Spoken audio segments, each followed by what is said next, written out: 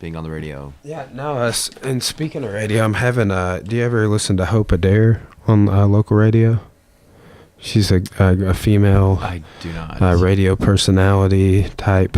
Always doing announcements on 97.1 and like 100.9. Yeah. Well. So yeah, she's coming on. I think like, next Sunday. You're right in my ear. I am, dude. You like that? See that little box right there next to the mixer? Little preampage. Wow. Yeah. I like it. So Ted Stiles. Yes. The Unitas Touch in the studio. So here. You by trade are a real estate agent, but we're bros and been knowing each other for a while. I knew you before you were a real estate agent, actually.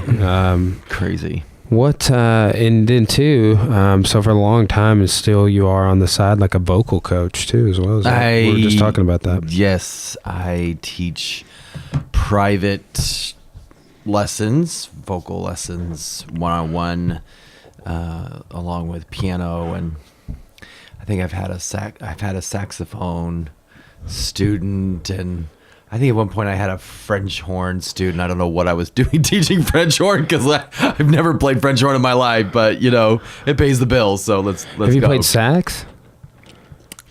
I know the theory has got to be the same on a lot of this. I will totally bare secret here. I played clarinet. Clarinet? Did you play in high school band or what? Well, all the way 5th grade on. Right on. We did.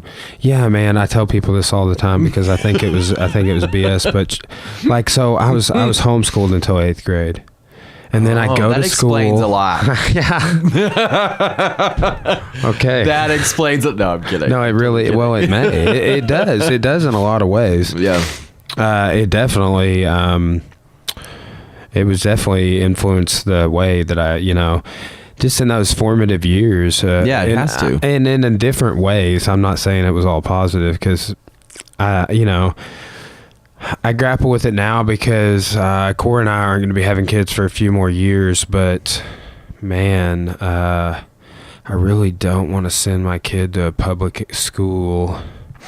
It's interesting you bring this up because we were at church. I was at church today, and we had this missionary there, and he was speaking and talking about where he lives, and it just being probably not a place where a lot of parents would choose to raise their kids, right? Because of what they're exposed to. And I loved his approach because his whole intention was to make warriors. Do you want your kids to be safe? Not in the sense that you just throw your kids to the wolves, but do you want them to be safe or to be warriors? Yeah, that is that. That is a big perspective that a lot of people have that take on. I never really. I don't know how I feel about the whole people getting participation trophies. So many people take issue with that. I mean, I think it's kind of stupid too, but I mean, Do you hand out participation trophies at your gym? No, I don't. But they are making me do it for the boxing show. Are you serious? They're making me do medals for every participant or whatever. Oh, wow. But does that rub you the wrong way? Or you just kind of go with it? Well, I mean, I'm the school of thought, give the winner something, and but I guess it's a nice, I mean, I don't know. I don't think it lessens the loss for him any. You know what I'm saying? Right. I don't really know, but a lot of people take issue with that, and for probably the same reasons the way you're saying is the whole warrior society and trying to get some masculinity, but I don't know if masculinity is a good way of describing it. Well, I think just the ability to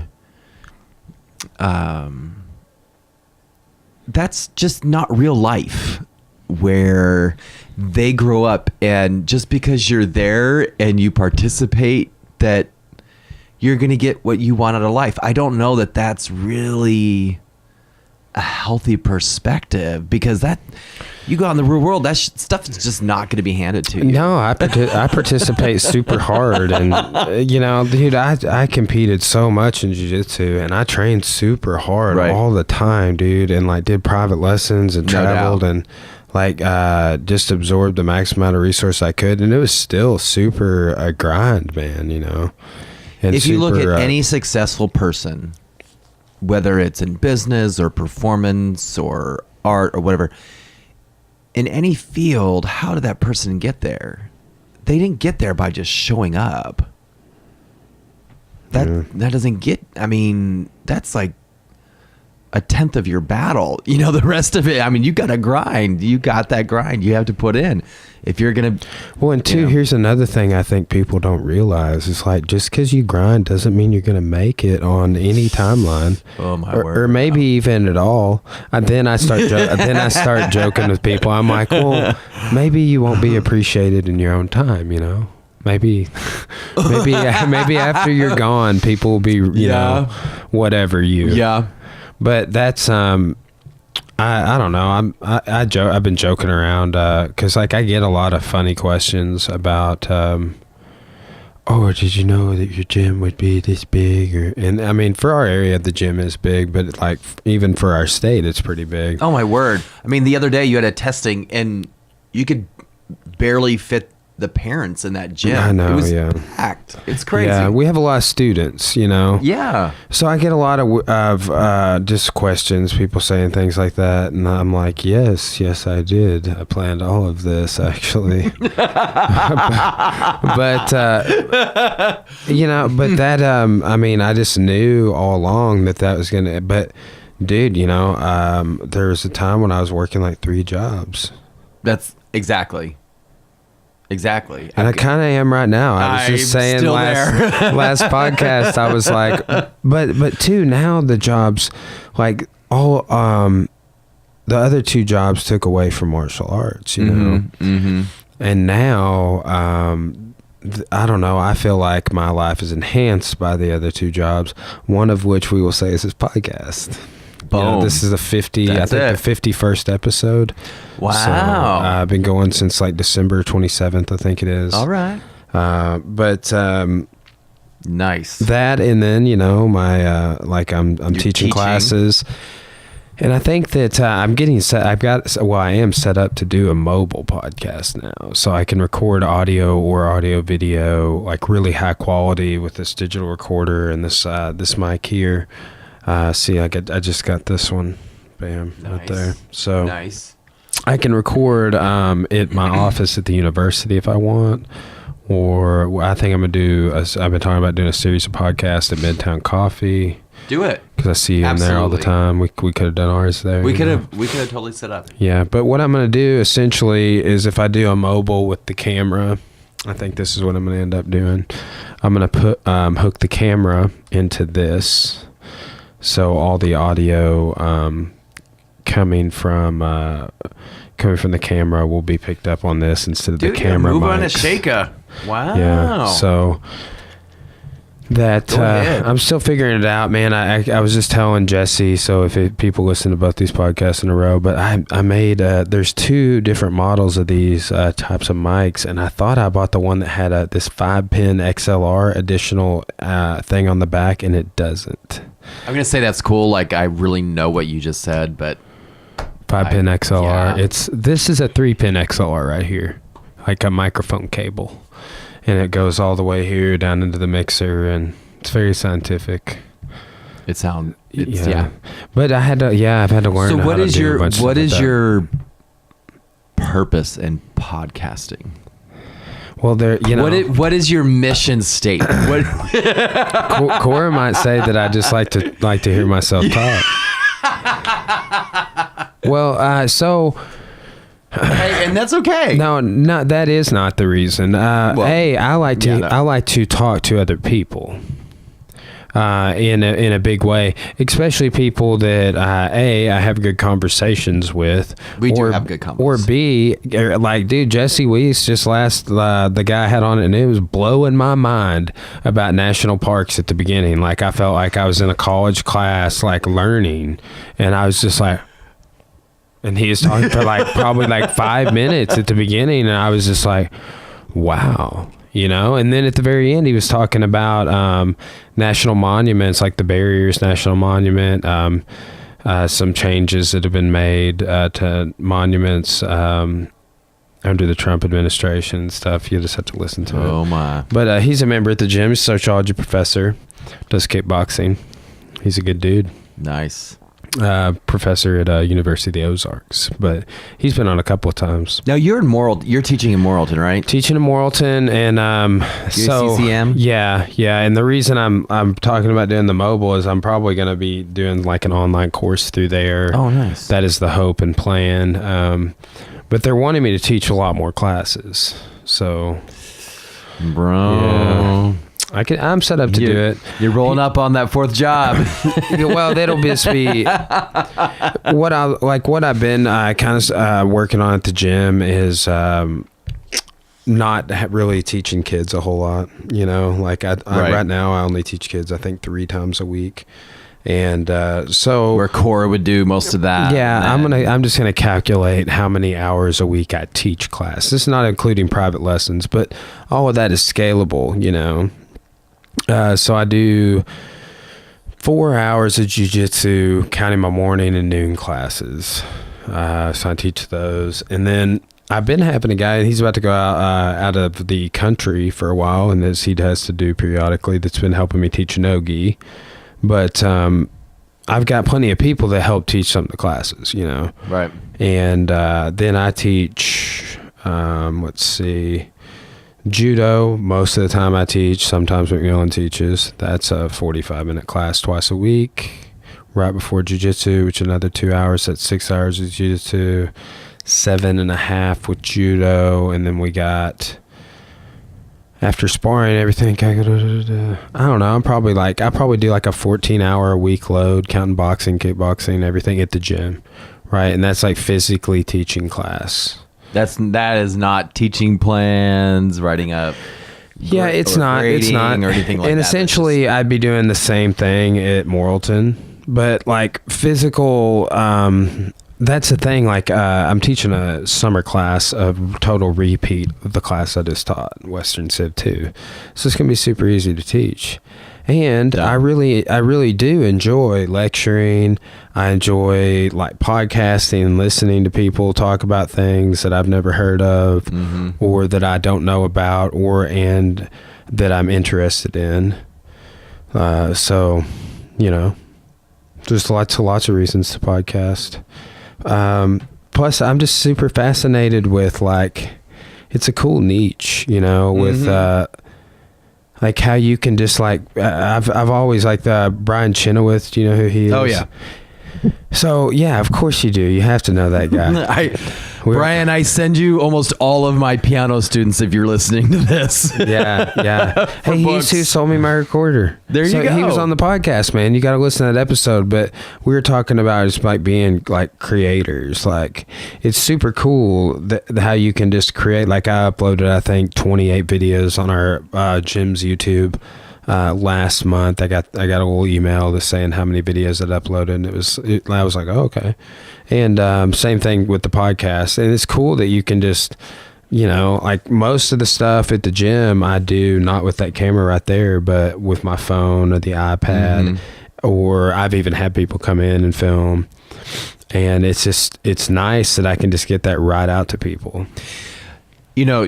I think that's something interesting that you just said a few seconds ago, of that being able to create being able to create, and I think that's, whether you are a martial arts teacher or a teacher in a classroom or a studio, I think that's what I thrive off of teaching, is you've experienced this with your students at Forza and maybe in the classroom as well, but when you have been working with a student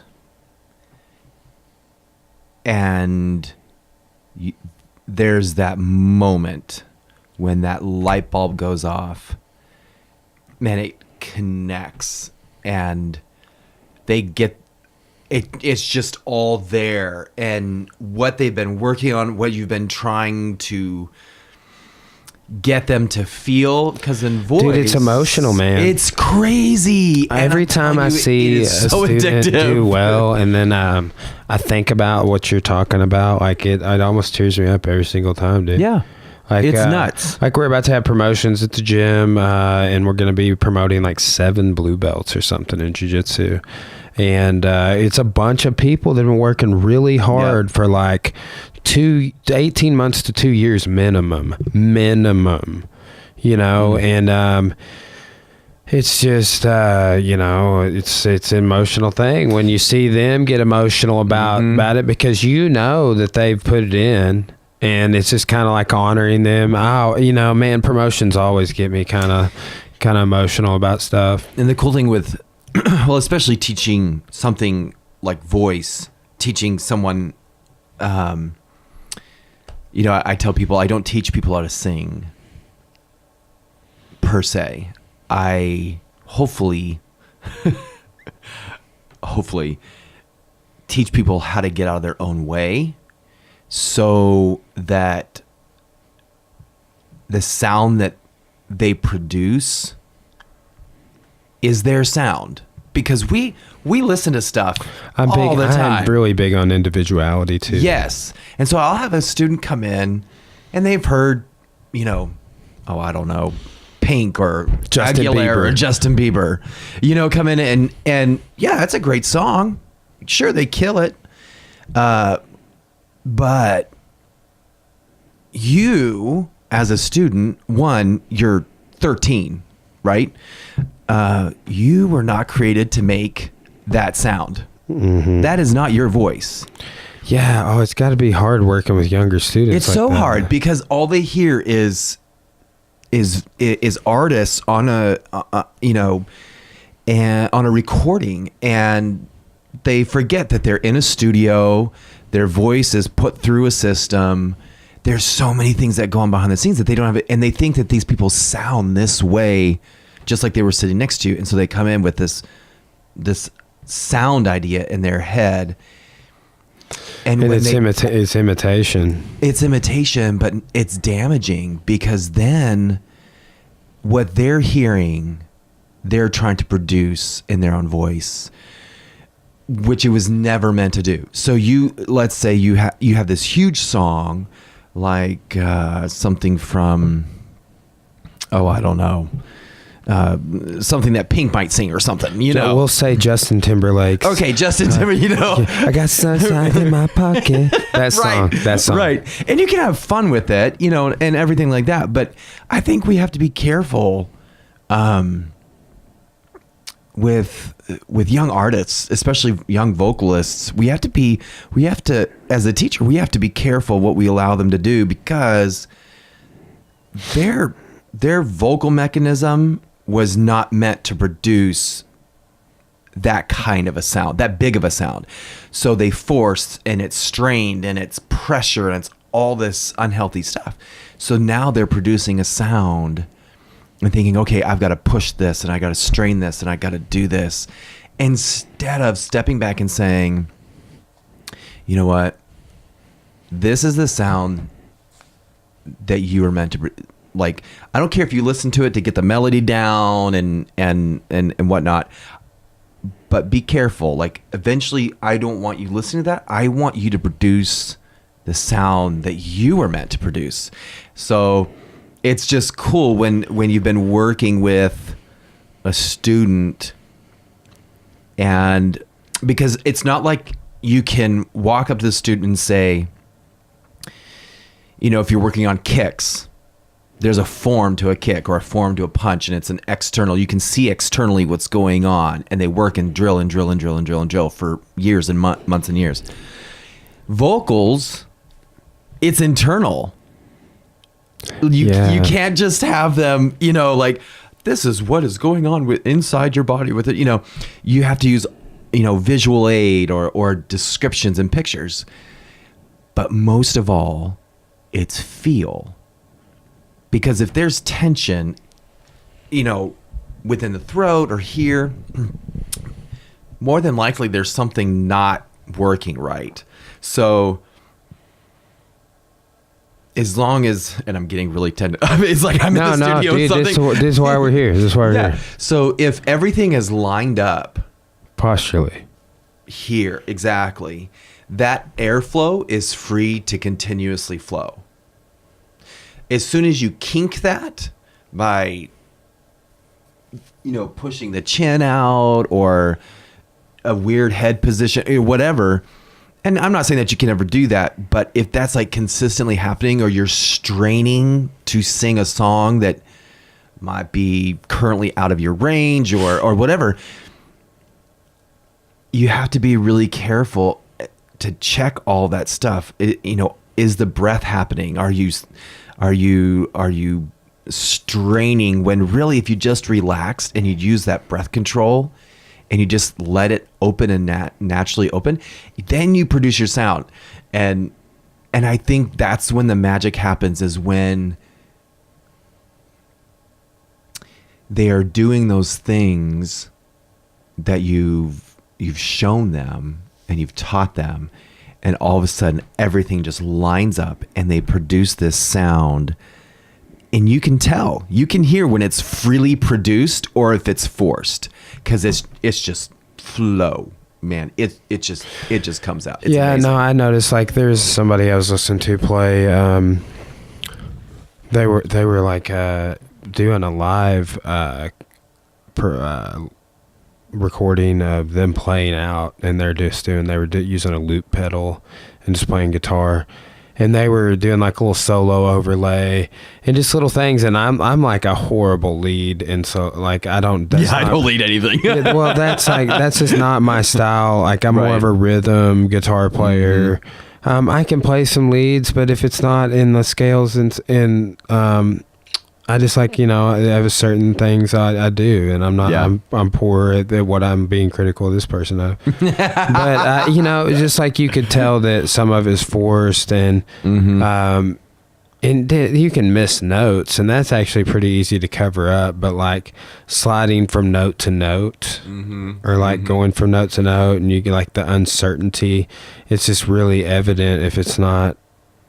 I think one of the things that we struggle with too is, in audience in music today, is we are so far away from hearing natural vocals that are not put through a system. Yeah. Like, we go to a live show and we hear someone and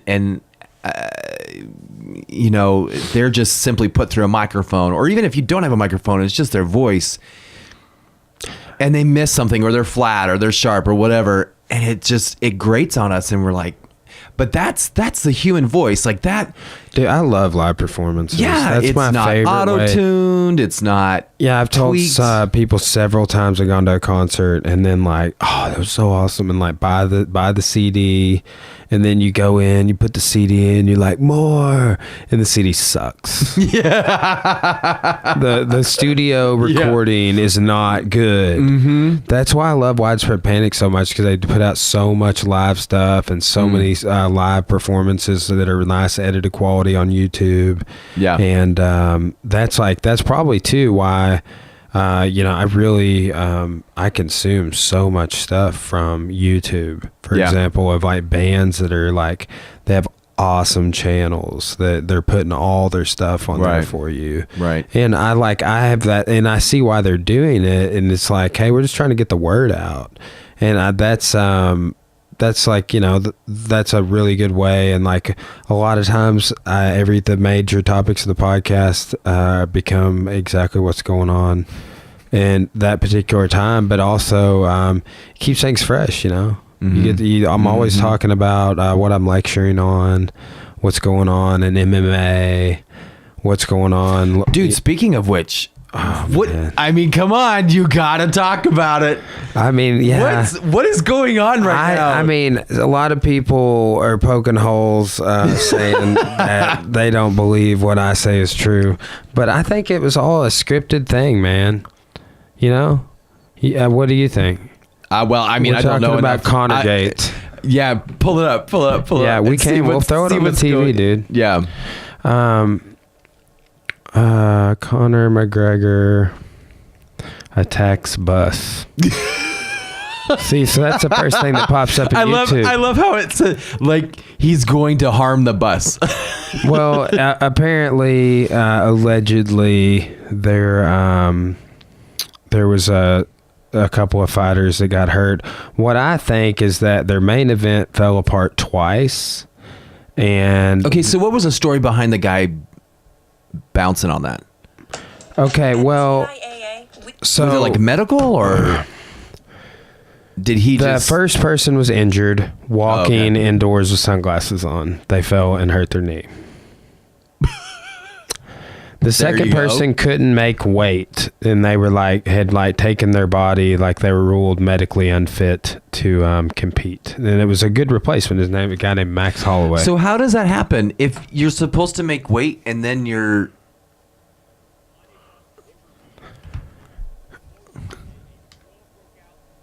There's a really high quality video that's been edited out there. How convenient. Not this one really, but... So they're saying that there's a guy sitting right there. Oh, wow.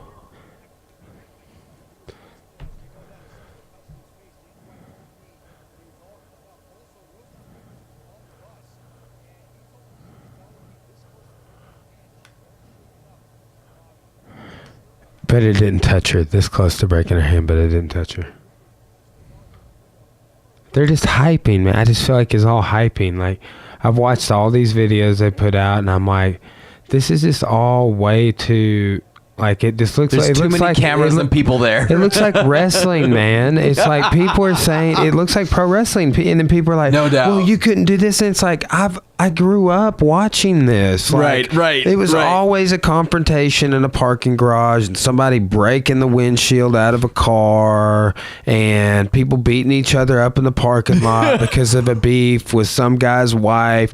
And I mean, it's just entertainment. And Zuffa was recently bought by an entertainment company. Zuffa's the parent of the UFC. Boom. You know, like, so I'm like, okay, you guys could lose all this money, or you could maybe break even, not pay a few fighters. I mean, you got on TMZ for Pete's sake. Yeah. I mean, it went viral, man. Yeah. Like, just like right after I woke up the night after it happened. So is the fight going to happen? It did happen last night, yeah. Oh, it did? Oh, it did. Yeah. Gotcha. Yeah. I mean...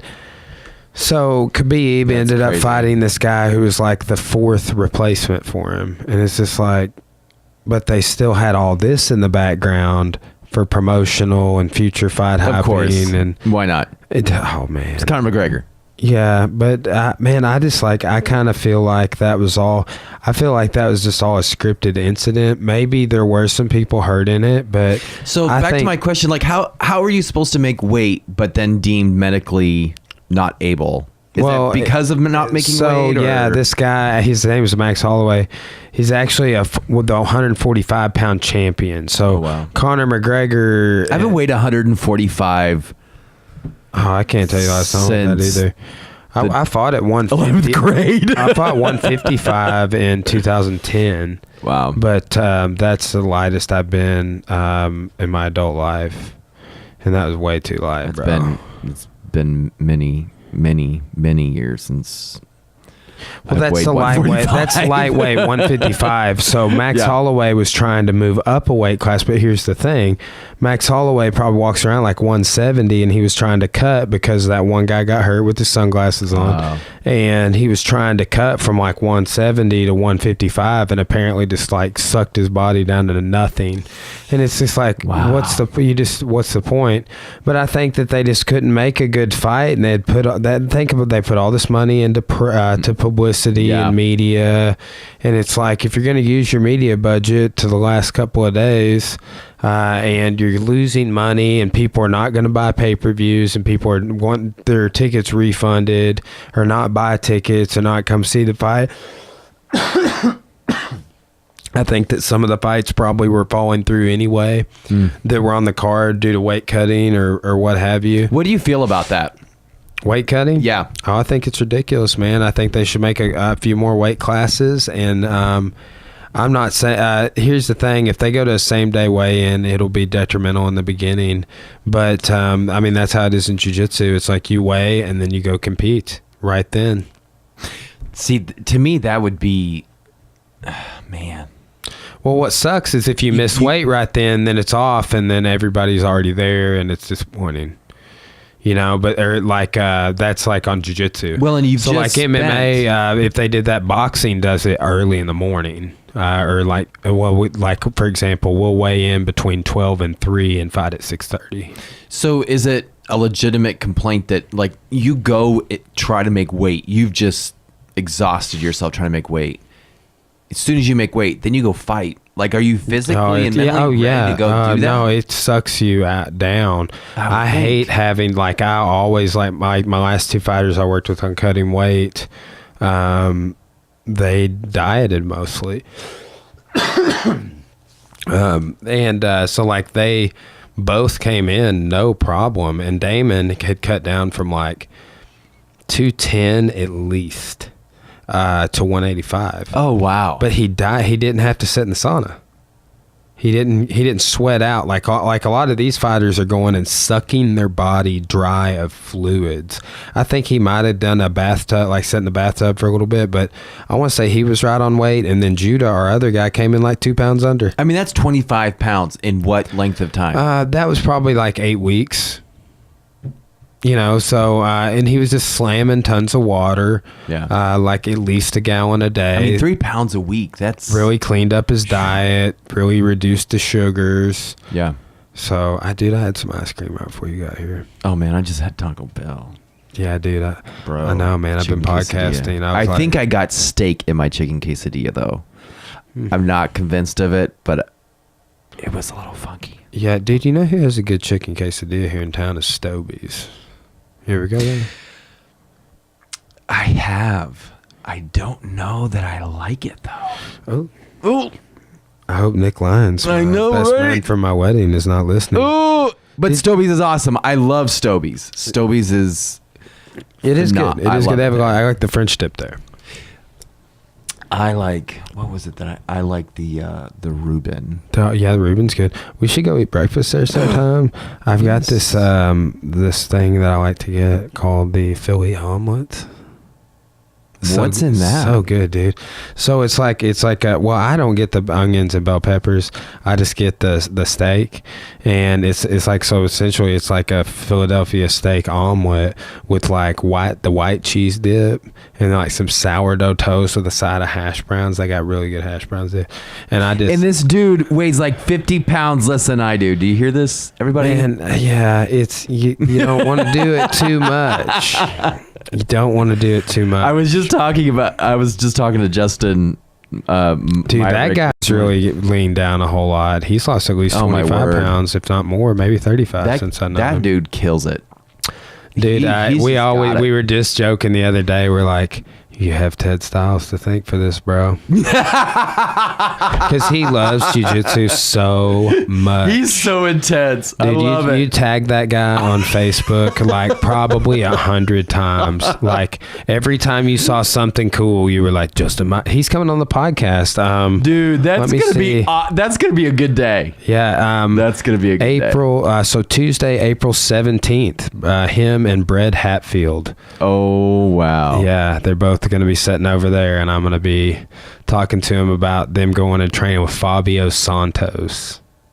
So it's going to be a Jiu-Jitsu Unraveled episode. Oh my word. So is Brett in BJJ? Yeah, he sure is. How did I not know this? Yeah, Brett, you're holding out on me, man. Yeah, Brett, also Hunter. Yes. We got Hunter too, dude. Yep. So dude, that's all right. Jiu-jitsu for life. BJJ FBC, baby. Yeah. We have. He's always bringing people. He brought this judo guy in that was in from Japan for a while, and I got to stand up and go with that dude, and it was awesome because I just got my judo black belt, and he had been doing judo for 15 years in Japan. Wow. And I was just like, what's up, dude? Let's go, and I was able to throw him maybe once or twice clean. There's a couple of times it just wasn't super clean, and then a couple of times in judo rules it would have been illegal, but we were in jiu-jitsu class, Ted. We ain't playing Olympic judo rules with the 15-year-old or a 15-year judo guy that's a black belt. And how often does that happen in Russellville, Arkansas? Yeah, well, I mean, I don't know. I've had a chance to really to play with some cool judoka over the years of doing this that have just been passing through. Yeah, this is cool. One time I remember it was iced outside, but we were still training. It was when we were down on Main Street splitting around at this karate place, and this guy was rolled through and was like, hey man, I'm passing through. I got a jiu-jitsu blue belt, and I've had 7 MMA fights. Just wanted to roll, and we rolled and never saw the dude again. He was a super nice guy, and we trained, and that's awesome. Then he was gone. Oh man, I had a memory come up the other day on Facebook of that old gym. Man, we've been sharing stuff from. It's been 2 years since we moved in the current spot. Really? 2 years? Yeah, dude. Yeah. So things that you're seeing are probably 3 years old. Yeah, if you're getting notifications. Dude, I'm turning 31. This month, and dude, I think that I'm getting. Here's what I think I'm getting for my birthday, dude. Some of those 5-finger shoes. Yeah, I'm going all in. The Vibrams? Yes, bro. I'm getting some toe socks as well. Okay, I don't even care. And then also check this out: a fanny pack. You can wear the. Yeah, Joe Rogan Higher Primate fanny pack. Would you like to see what it looks like? I have no words, dude. I'm so have to take this in wearing right a fanny pack, because who's going to say anything to me about that? People might talk in the comments, but it's like, hey, let's come talk about it. Please tell me you're going to wear it where the pack is in the back. I haven't really thought about it. I'm probably going to be more of a front side hip, the corner, the front corner. So, the hip flexor. Yeah. Right. Yeah, fanny pack Joe Rogan. That's what we're looking for here. What's inspired all of this? I will say, if anybody could pull it off, I think I can, dude. If anybody could pull it off, it'd probably be you. I mean, somebody was giving me a hard time about wearing. I mean, you got the hair, you can grow the beard. Why not throw in a fanny pack? I just shaved my beard. Somebody's giving me a hard time about I don't even remember what I was gonna say. Now I'm trying to find you this fanny pack. Bam. Oh, what about wearing capris? They're not really capris. I mean, they're made by Under Armour. My fighter I was just mentioning, Damon, he has a pair too. He's wearing the same pair I have. You can see Joe Rogan wearing it right there. He wears it in the front. But yeah, conveniently he sells fanny packs and getting one. Okay, carry my gun in it too. There's a difference between Joe Rogan and someone that looks like that wearing a fanny pack versus me wearing a fanny pack. Bro, you need a fanny pack for all your real estate contacts. Nope. You will never see me in a fanny pack. Dude, I would probably I'd probably wear a shoulder bag too, I have I don't mind doing that. I have a backpack right now. I'll sling it. And Josh McMillan, he did. I did an advanced concealed carry with him. I was thinking about not renewing, and then I renewed and got the advanced. So, which means you can what now?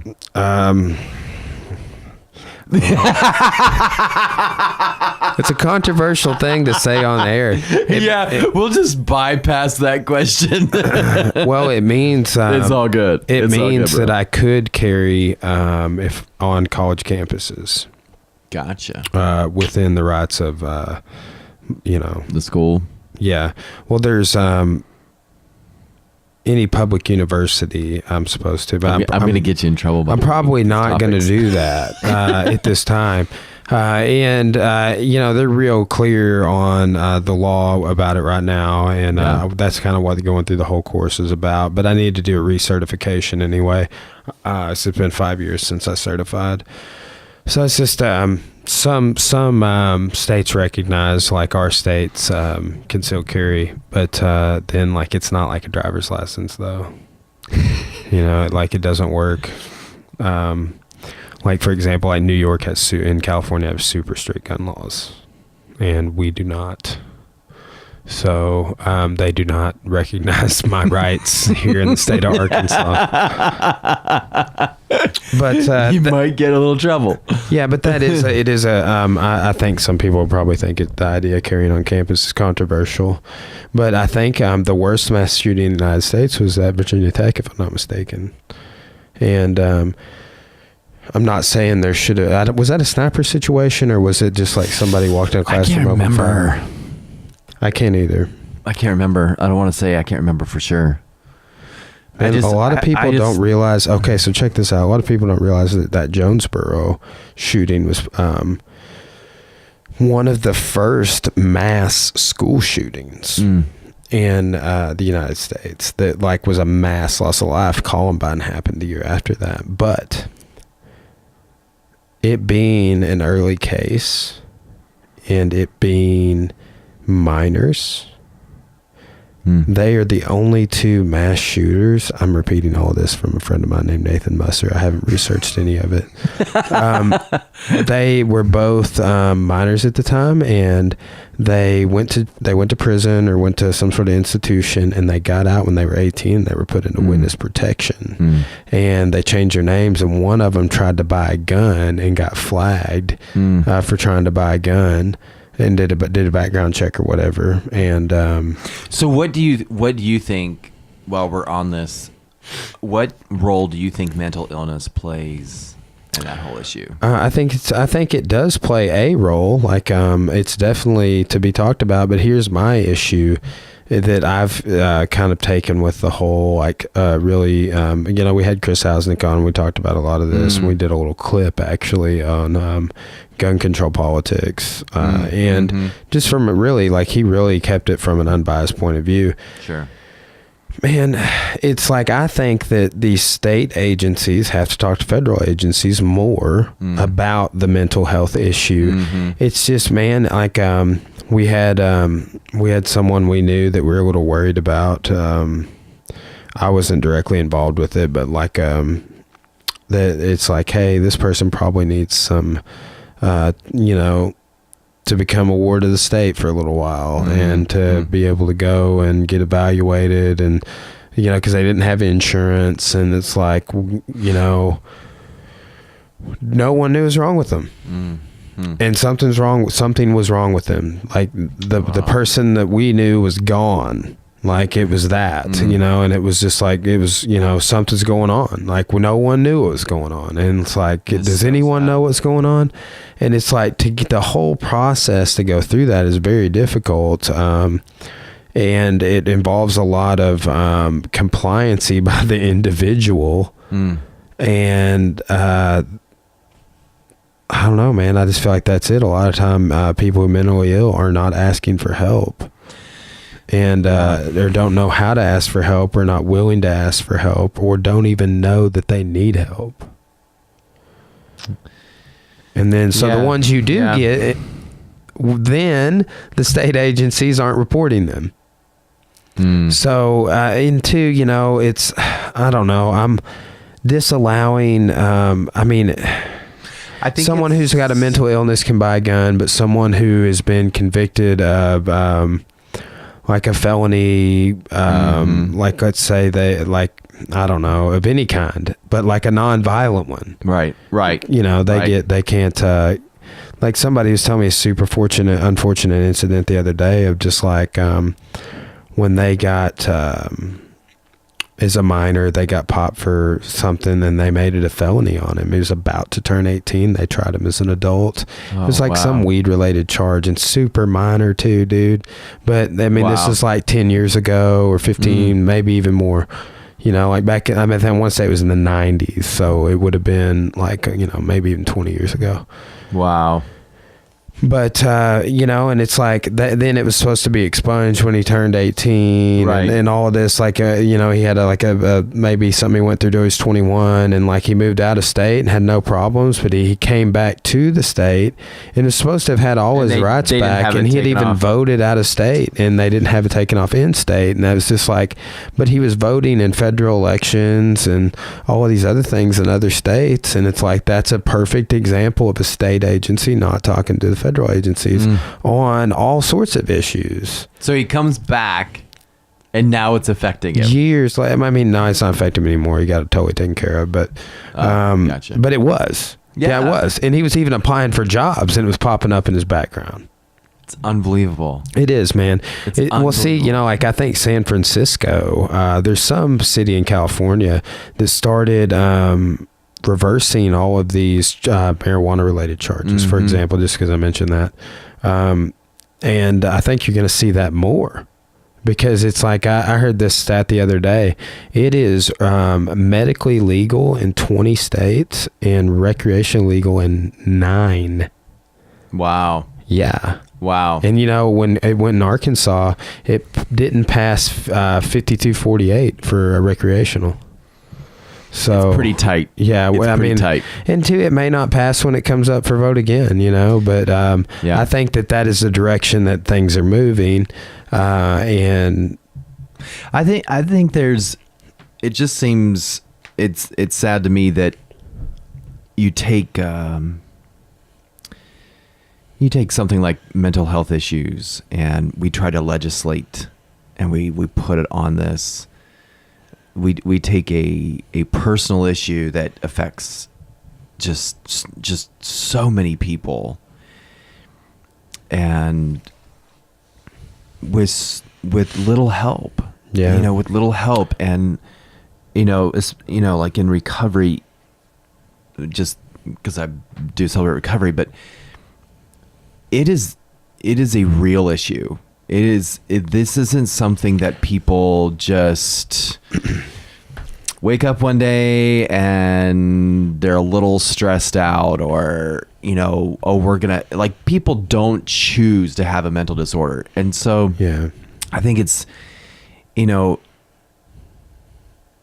fact of the matter is it's an issue. Fact of the matter is we are in trouble. We're in trouble. Well, here's so back to like for example, I've been telling people this a lot, and I totally, based off all my research, agree with this. Like, and I think that this was the case in the person I was mentioning a minute ago, and in other people that I know of and have seen over the years. I think that, like with the mental health and drugs, okay. I think a few different things with that. Obviously, someone who's doing a ton of meth is not going to have a healthy brain for very long. But I do think that there's like, for psychoactive substances that I do believe to be less harming to adults, I think that like I'm totally anti doing those until you're like 25 years old or something. And based off but like just research, if you look into the development of your prefrontal cortex and the ages in which that happens in males and females, you're going to get a 23 to 25 number.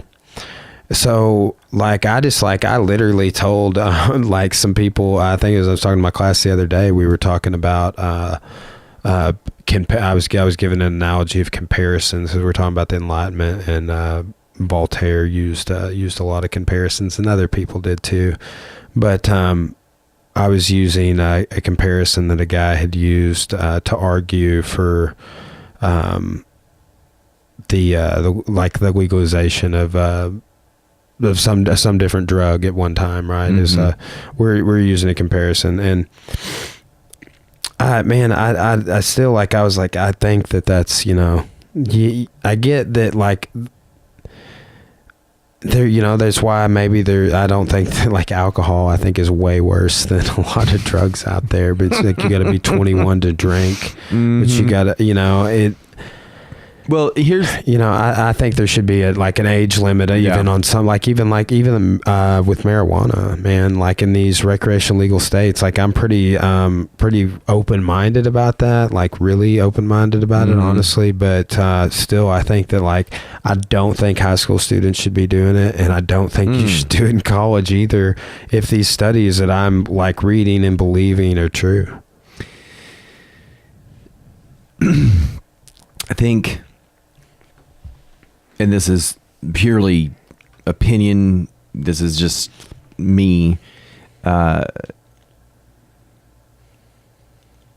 until a person gets to solving the problem of why they are using, then they will always use. They will always go back. And there's something going on either in the heart of that person, in the mind of that person. Now, I'm not talking about chemical imbalances, things that are physically wrong with a person's mind or body that creates certain emotional, mental issues. I'm not talking about that.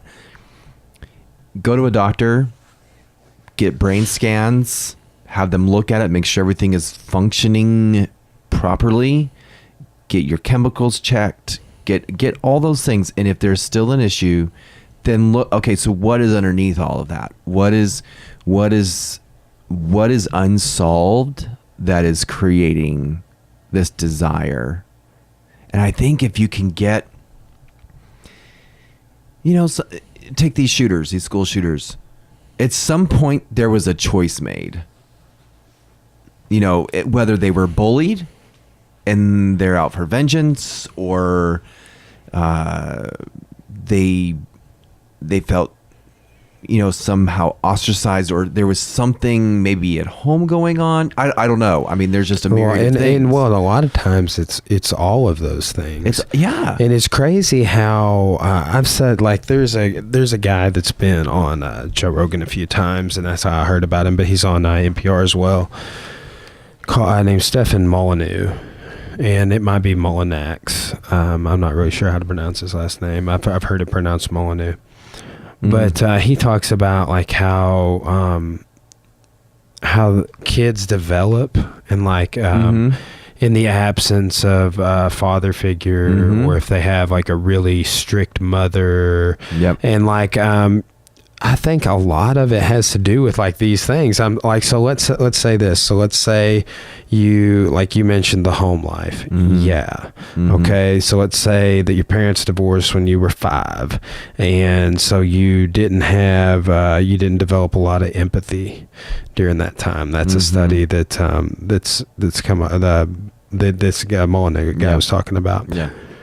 Saying if you don't have if you don't have a father figure, if you don't grow up with a father figure, you lack a lot of empathy. And then he was saying also, if you have a super strict dad, you can not develop a lot of empathy, if my memory serves me correct on this. But so you take something like that, and then you take you're bullied, and the ways in which you can be bullied in today's society. And then you throw, like, you start, something as simple as smoking weed when you're in high school, and you're only doing it, like, off on your own. But it's like, it's how your brain is developing. Like, you're like that you're whole 23, so you're young. still developing until like you're 23 to 25 years old. And I didn't even know it lasted that long. Like, I was just like, really? Like, I figured by the time I was 19, I would have just, like, been done growing. But like looking back on, I tell people all the time, and I'm not saying it was 23 for me, because and I'm not saying you were like, stop making mistakes at a certain age. Right. But like I didn't have anything together till I was about 23 years old. And then I just like got in the accelerated path, I feel like. Yeah. But, you know, I think that a lot of those things can play a serious role. Well, it's interesting right now. You have the anti-bullying campaigns, bullying being a massive issue. Oh, dude, that is such a hot button issue for me in our too. in our policies. schools. Yeah. Did you comment on that status I showed recently? Which one? It was about the zero tolerance policy. Mm-mm. So that's been going around, and so let's just say this. My question is this: what constitutes bullying? So, well, in today's world, so many things, honestly, but in like so many different ways to bully somebody. It's like it's gotten super complex because of like you have phones, social media, text messaging, and I mean it's just like the ways in which like never could I ever take a picture of you and Photoshop it up on my phone and make a penis come out of your head or something. Like, you know what I'm saying? Like I could do that on my phone, right? And then I can text it to everybody. I could put it on social media. I could Snapchat and all this other stuff. Like I'm out of touch on some of that stuff. Man, I don't have a Snapchat. No. But I actually have that app on my anyway. I did have it, man, but then I was just like, no. Well, and that's what's so out of control, I think, and so I should say hard to control. There's so many ways for people to attack each other. And it's always changing. I think that we just need to. What if we just banned phones in school? What if we just said, as soon as you walk to the door, you hand in your cell phone, you got to check it in, and I think it's a pretty decent idea, but I don't know. We survived without them for how many years? Yeah, no, I didn't get a phone until I was like a senior in high school. Like, what did we do before cell phones in school? What did we do? What if we checked them in? When still, I only had a flip, dude. I didn't even have phone apps on it until like 2010. It's like literally what we're doing right now is less than 10 years old. And then you had to like punch one number for like 3 times to get one letter. I could text on a razor in my pocket, bro. Oh, were you that good? No. I'd be in class when back when I was dropping out of college and stuff, and I'd be. And people were looking at you like, no, everybody was doing it. What is going on? Yeah, it was, but dude, that was when I remember I bought like an HTC something, and it was a Windows based phone, and you slid it open and it had a QWERTY keyboard and it had a stylus, and there was like Windows Internet Explorer, but it like wasn't like apps. Like, dude, that's awesome. And then I remember when the iPhone came out, man, like that, and all this stuff we've been doing, and all of this we know that generations are growing up with and are going to grow up with is brand new. Hasn't even been around half your life. We'll never know life without a cell phone. I mean, yeah, well, without a cell phone, like they will their entire lives have a cell phone. It's wild. It's crazy. And so it's like, when do you disconnect? When do you just not have a phone? Yeah, it is. I don't know, man. I notice myself overusing mine, but I do use mine for a lot of business. Yeah, you check it in when you hit the school front, right? You check it in. You actually have to sit in class and engage. I mean, I bet teachers would love it. Love it. Teachers out there, do you agree? You check it in at the door when you get there. You check your phone back out. Well, what do you think about this idea of body scanners or clear backpacks at schools or security in schools? Man. See, dude, this is what we do on the podcast. I know, Ted. that's we crazy. Talk about hard stuff, the tough man. stuff, and you're put on the spot, and you got to answer. I am. If you get rid of TSA, That's what they're going to do with all those extra body scanners they have. It's like walking through that body scan, you're like, okay, like, what are they looking at? Like, what are they able to see? This is crazy. Dude, you're going to get busted. Some dude's going to get busted in the front door. Just the other day, he went to Mexico and they searched him after he went through the body scanner. Like, they just picked him for, I guess they do sometimes pick people for random, and they made a joke. And then you get your suitcase back, and your suitcase has been open. It's like, what did you see? I've never noticed that my suitcase is open. Seriously, like, what did you see in my bag that was so... Oh, I had 5 ounces of cologne instead of 3. My bad. Yeah, dude, they are super strict on that. You got to throw that stuff away. We learned that the hard way, right? like the first time we ever flew. Oh, man. I think we put like shampoo or something in like the wrong bag. You better get your little travel size bottles. But I don't know.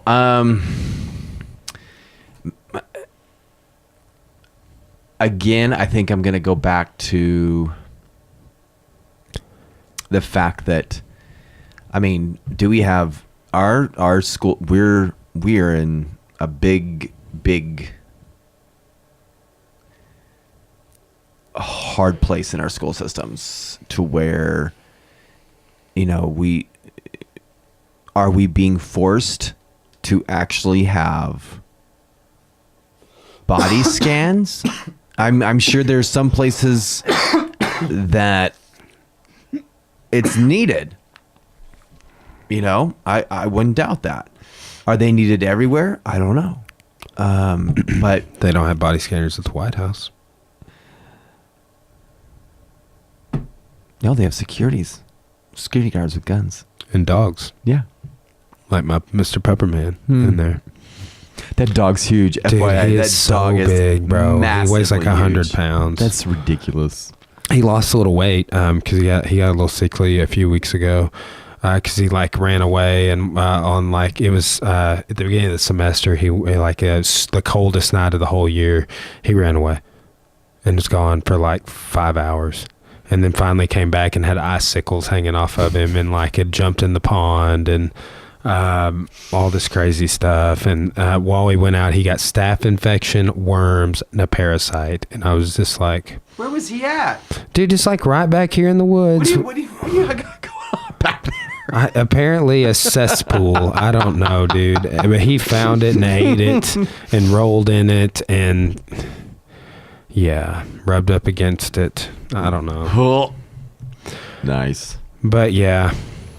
I don't know. That's a lot of unpacking and a lot of there's so many issues, Some people say it goes back to, when you took prayer out of schools and you took God out of schools and you took all, that element out of our school system, that there was a gradual decline in our school system and I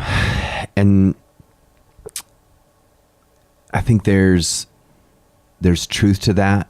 There's when you remove even if it let's just take just the idea that of a moral standard, of just of respect for one another, even if you're not a seriously religious person, let's say, right? To where if you take out any standard of right and wrong, you're left to chaos. Well, what is the standard of right and wrong? If there is nothing dictating that, then what is right for you is right for you. That might not be right for me. It's all subjective. And so is subjective truth, can that even be is that an oxymoron in one label? Subjective truth. Now I might feel a certain way because that's my experience. But does that mean that it's true? If I'm thinking something, if I perceive something of you as a person, is that a true fact? It's my perception until I go to that person and say, is this true? Okay, well, then it's, yes, that's true. No, it's not.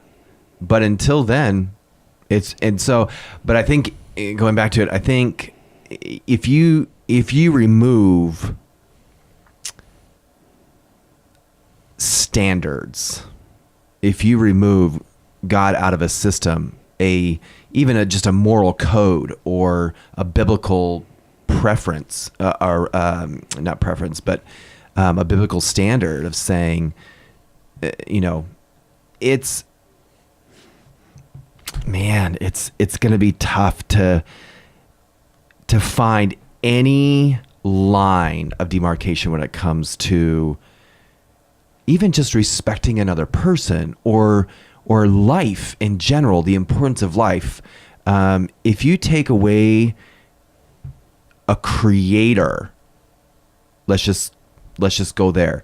If you take away a creator and you take away the idea that we are created with a purpose, and you take God out of that picture and the creator out of the picture, what is the purpose of our life? Well, there's nothing really stating that any sort of line of morality, any sort of line of value to life. We're just merely existing. And I know that went super deep, all of a sudden 2.3. What do you think about people with an agnostic viewpoint that are they're just they say they don't know and they still go on not knowing, being totally productive citizens, which, there's tons of little minority statistical things we could go into, but I totally get what you're saying. I would say, particularly with atheists, I usually have a particular problem with that because I'm I don't know. I've just never heard a good atheistic argument ever that I couldn't poke a hole in. And that because I have a minor in philosophy. So and I haven't got to do as much with philosophy as I would have liked over the last 4 or 5 years. But it's definitely something I've kept up with logic and with a lot of Plato, Socrates, Aristotle, or Socrates, Plato, Aristotle, if you went in order, and if Socrates even existed. But I have got a chance to work some of that into some projects and some things that I've been working on. But that's it is interesting to see. I think what's most interesting is to see how that we package that public institution. It's what do you mean? What I'm saying is you were talking about removing prayer from schools. It's in the same token, I'm well, but you're gonna force people to stand up and say the pledge. Yeah. Because I don't agree with that level of indoctrination, and you can call me unpatriotic, but I was at when how about we just go to school to learn? Yeah, well, yes. Teach me about being patriotic. Give me a reason to be, because I don't know. You were with me at this downtown thing. Remember it was super cold, and we had set up the booth. Yes. Yes. Okay, so were you there when they sang the national anthem? It was like a scene out of a movie. It's everybody was kind of moving around and then hustling and bustling all over the place, all downtown. And then it was we're going to sing the national anthem, and everything stopped and everybody turns and faces the same and I was just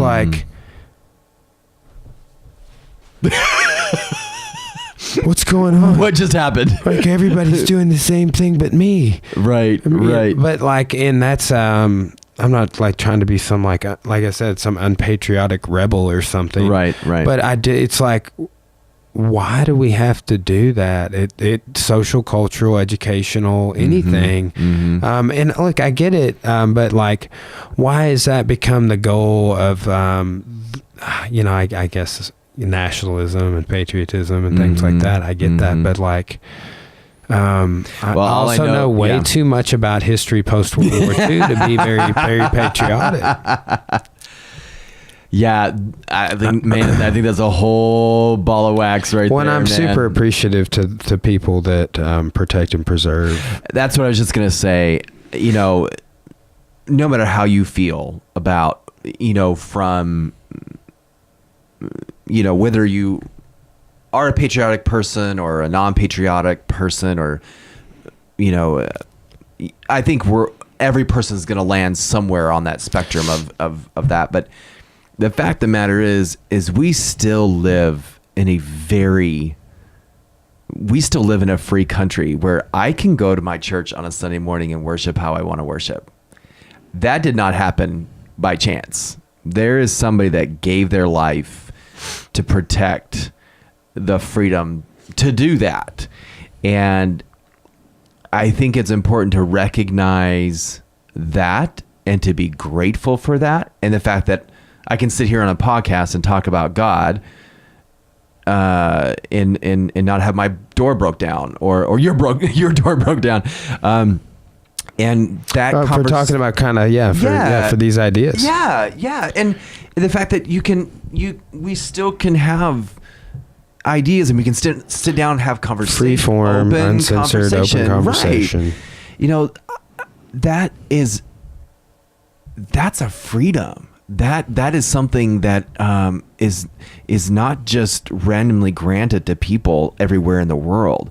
And so I think whether we agree with all the wars that have happened, if we agree with U.S. history, whether we don't or we do, I think we all can recognize that we still live in a pretty awesome place where we can still have freedom of thought, or freedom of speech.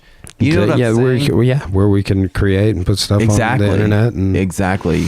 Some of it crazy, some of it not, But I don't know that I want my freedom of speech taken away from me. Oh, dude, I do not. You know what I'm saying? I do not. I don't want any freedoms taken away. So it's such a fine line, because it's like I definitely probably land in that spectrum of I think there's just some crazy stuff online now. I think it's dangerous. I think there's all this stuff going on that exposes us to a lot that we wouldn't be exposed to if it wasn't for that. But at the same time, I don't want my freedom of speech to be infringed on. Well, that's kind of was my point with the pledge thing. It's like let's take it's like I don't want to be told like there should be no involvement.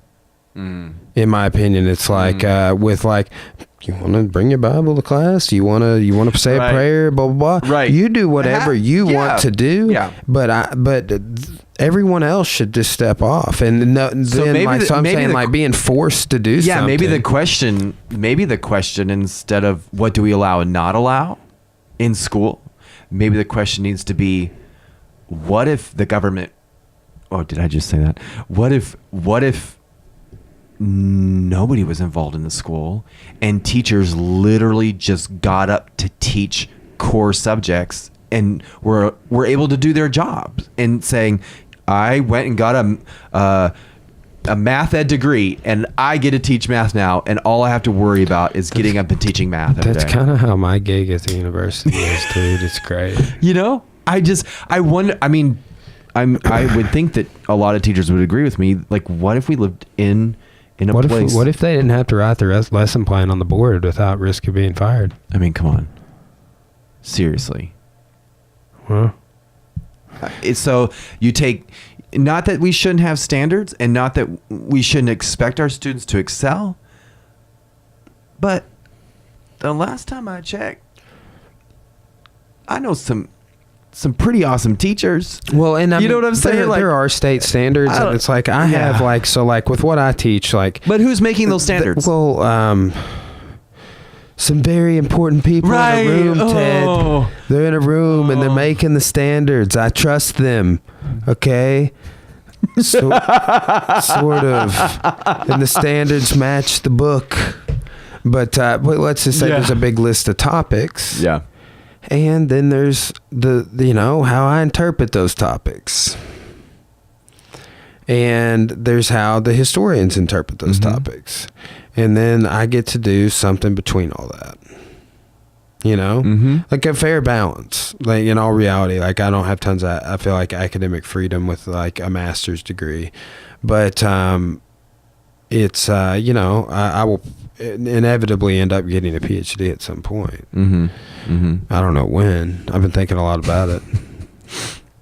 So maybe after I pay off my student loans, I don't know. Right. Oh my gosh. Yeah. Don't get me going on student loans. You still have student loans? Oh my word, yes. Yeah. Yeah, it's a thing. It's a lie. It's a lie. Don't do it. Well, see, like I was talking about this earlier. It's like, people say that like money, the whole money can't buy happiness thing. I kind of get what they're saying, but and then like I saw somebody be like, college is a waste of money. It's like, yeah, I can't agree with that. Like, I became much more well-rounded version of what I like myself, and learn to think critically, and learn to commit to something. I mean, I took so many things away from being in college, and I'm a different and a better human being because having gone through it, more productive, and I'm still rocking on that path. I think that like the quest for knowledge. But it's just like how much, at what cost? Well, now, and I think, correct me if I'm wrong, but I think now they're having an issue with where there's not enough trades people. That is going on. Because there's too many bachelor's degrees. That's why I got my master's initially. I was like, man, I'm trying to give myself an edge, trying to be more competitive, and it just gives you a certain. If you can get within your niche, like I mean. I never would have thought 5 years ago I would be teaching a college class. Right. But now I'm just like, I know that I could always do that on the side if I wanted to. Always. That is definitely one thing I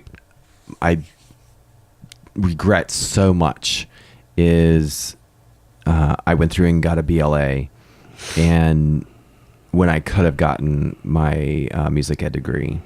And dude, I decided I have all but 2 courses in my, but I was going to do, get an education degree. I took all but 2 classes. Music majors, if you're listening, get a music ed degree, because you can always fall back on it. You can always, because no matter where you go, I mean, if you want to perform, if you want to go out and you want to gig, great. But it's going to take a while before you can make a living gigging, or, unless you all that in a bag of chips and you go and you're signed. But you've got to have a plan you can fall back on and say, yeah, it does. I mean, that's like, get a music ed degree. If nothing, we'll get a podcasting degree. I mean, come on. Isn't that a thing now at Tech? Be. I think it is. I think it is. Social media major. Yeah, that is true. That is true. I like how you look at the camera, Ted. I feel like I should do it. I have no words. I have a social media. You're interacting with the audience. I'm going to get multiple angles up in here. MacArthur and I have been talking about, and I'm about to buy my first piece of the podcasting supercomputer. I will run broadcast software. There will be multiple cameras. Wow. It will be glorious. Wow. I'll be on your face right now, my face, split screen, special effects maybe. But dude, I don't know. Like trim my face down and. I could change. I could change some color. Make you a little darker. Yeah. Yes. Well, so anything else new going on with you, Ted? Anything new and exciting? Oh, let's see. I might be going into Italy in July. Italy, yes. Cool. Hey, let me show you this. I'm totally stoked. Oh wait, you shared that. Dang it! You posted that, didn't you? The boot. No, I hated that thing because I totally looked at it. This is me. This was me yesterday. Dude, that's a little rough, man. I'm not gonna lie, it's a little rough. Before. after. Ooh, that's a rough angle, bro. Was it that one? Did you share that? I'm not looking. Okay. I hate that thing. You got me the other day at testing. You slid your hand down under that. I did. Look at Pepper, man. Oh, he's a good boy. That is 100-pound dog, bro. He's big. That's why, like, I feel bad sometimes when we have guests over. Luckily, we had a friend of ours over yesterday, and he is a big time dog lover, and was not messed up about it. So I took a bunch of pictures of him. He's got such a sweet face, dude. He's only 11 months old. Are you serious? Yeah. He's gonna grow for like another year. So that's awesome. Yeah, he's a good pupper, man.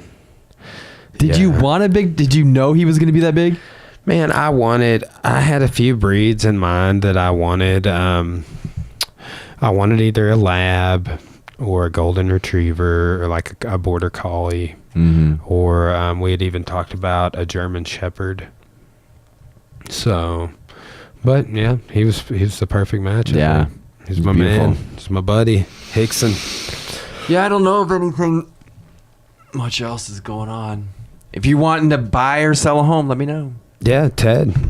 Give yourself a real quick plug real quick. And, cause I'm, you can share this video on social media. I'll have the video uploaded. I'm a little behind on my video uploads. They take so long, dude. Right. I'm trying, that's why I'm building a computer that allows me to, do things a little faster. And two, I'm getting trying to get my upload speed increased.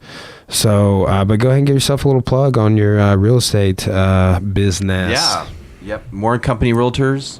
My office is there, and sometimes my office used to be at the coffee shop. You are there a lot. I'm there a lot, and so are you. Midtown Coffee. Love me some Midtown Coffee. What's right across the street from your office, I know. too? How convenient. Come on. You walk, don't you? My bank and my coffee shop are right there. Winning. I mean, and Quiznos is next huge door. life Really win. spot. Huge life win. I mean, you can do lunch, coffee, and bank right there. Big time. So, but yeah, I'm there. Come on by. Give me a call. Yeah. Probably don't give out your phone number on the podcast. Probably not. But do you have like a website or? I don't. Okay. I don't. Like at one point, I still really, but it just takes a lot of time, is getting a real estate blog going. Yeah, there you go. Like, you have I a would blog, love- maybe a Facebook page. I would love to do that. Facebook, just type in Ted Stiles Real Estate or Ted Stiles, and you can see my Facebook page there. And I have an open house. Come to my open house. It's next Sunday, 1:30 to 4, 66 Sundance in Russellville, 1:30 to 4. Come by, check it out. Got the open house going. You got a lot of listings going right now for you? I don't. Not listings, but hopefully it'll pick up here pretty soon. Well, so you don't have to have listings personally to sell tons of houses either. No. That's that's a cool part about it. A majority, I would say, of my business is buyers. Yeah. I get buyers. Well, was that you that made a post about people? Is there about to be a real estate class or something starting? Yes. There's a real estate class coming up. I think it's going to be a Saturday and a Sunday session, a couple weeks in a row. So if you are interested in becoming a real estate agent, this is a pre-licensed class. So you take the class, and then you take the class and take the test, and you get your license. And so if you are interested in that, call the office, 479-968-3300, and just ask for Ted, and then we can get you hooked up with getting into the class. Theonidas. Theodorius. The Theonidas touch. Well, yeah. Well, dude, thanks. So many things to name. I know. Me. Names are good. I love awesome. I love giving people to Jim nicknames too. I stole at least one of those from Micah. What is his? I think his is Theonidas. I think he's the first person. See, I could go with that. I think I would like that. I went with more of a Greek name with Theodorus. I think it's like a Spartan Ted. Theodorus. Leonidas was the Spartan. Leonidas. But I think Dorius at the end makes it just more. The sprayed on 6-pack. It probably wasn't sprayed on. It's probably real. Well, we've been talking about having the podcast for a while, so I appreciate you coming on, dude, man. This is awesome. You can come back anytime. We should do just one just on real estate. You know, yeah, it's interesting. My dad has always wanted to get a real estate license. I've known a lot of real estate agencies. I actually tagged him in your status. I think that you posted that. Come on, because I think he's wanting to do that. Like he's probably about to retire, so he's wanting to get some side gigs rolling. Yeah, start doing some rental houses or something. Yeah, for sure. Yeah, but awesome. Well, dude, you'll have to tune in when we have Justin and Brett on too. Dude, you have no idea what's about to hit your studio. A man named Brett. Oh my gosh. Yeah, it's gonna be the two of them together. Oh man, Brett's funny. I actually, when I was in grad school in the GA, Brett was an undergrad in a couple of the classes that I was a GA for. That's awesome. So like I knew who he was. Yeah. Anyway, funny story. Awesome. Good stuff. Well, dude, let's go ahead and shut her on down, man. Love it. Thanks for taking the time, and everybody hit up Theodore for all your real estate needs. And he's a good dude. If you see him at the coffee house, you should have a conversation. You were asking me what we're going to talk about. I was like, the same stuff we do at the coffee house. Brian just randomly walks in the coffee shop, and we just sit and talk. Yeah, I know. I'm like, oh, hey, Ted, what's up? Yep. Yeah, we had a good little... If you walk in and need real estate stuff, I'll be sitting there, and feel free to sit down at the table. Yeah. All right. Well, come see our man, Ted. We'll see y'all next time. Thanks. Peace. All right, doggy.